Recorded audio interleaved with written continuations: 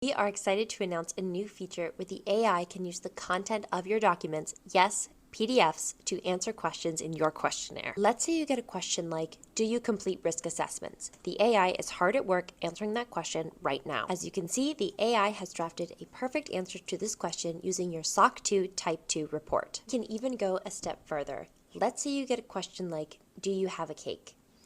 The AI can answer that question immediately just based on the presence of that document in your portal. But we can go a step further because if somebody is asking you about that document, they probably want it.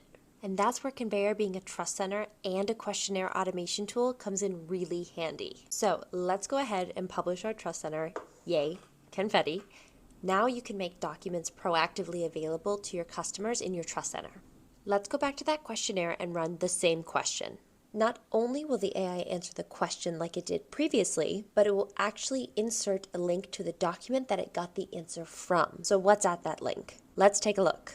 It takes the customer to our beautifully branded portal with the exact document that they're looking for available. Now, you may be thinking, okay, this is a cake that's already publicly available, but does this work with something that isn't? Maybe something like a SOC 2 Type 2. Let's look at one of those. So you want to make sure that anyone accessing your SOC 2 Type 2 has permission to do so. This means that they've signed an NDA. So Conveyor answers this question correctly, right?